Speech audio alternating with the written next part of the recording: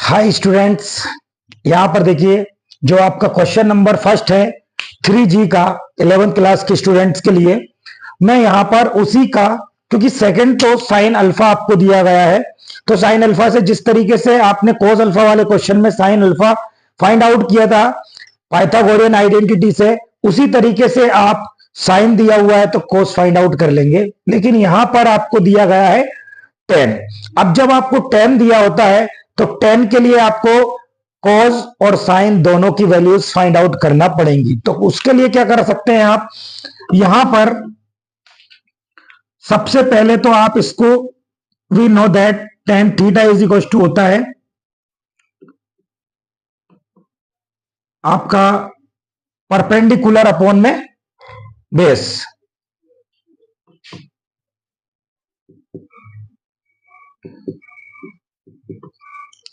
Perpendicular upon base. जब इन दोनों का कंपेयर करेंगे तो आपका परपेंडिकुलर निकलेगा 2 और बेस निकलेगा 7।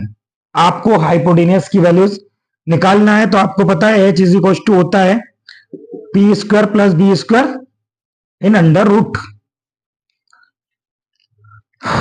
तो ये देखिए, अब आपके पास डायरेक्ट h निकालना है। p की वैल्यू है 2, इसका होल स्क्वायर प्लस v की वैल्यू है 7, इसका होल स्क्वायर, 2 का स्क्वायर होता है 4, 7 का स्क्वायर क्या होता है 49 रूट 53। तो हाइपोटेन्यूस आपका निकल गया रूट 53। तो ऐसा करने पर आपके पास रूट 53 आ गया। रूट 53 एक प्राइम नंबर होता है। अब आपको निकालना है साइन अल्फा। साइन अल्फा होता है P अपॉन H। P की वैल्यू कितनी है आपके पास 2 और रूट 53। तो ये आपका साइन अल्फा। कॉस अल्फा होता है B अपॉन H। B की वैल्यू कितनी है 7 root 53 cos alpha. We know that sine 2 alpha equal 2 sine alpha into cos alpha. You have 2 sine alpha कितना है आपके पास 2 divided by root 53 into cos alpha कितना है आपके पास 7 डिवाइडेड बाय रूट 53।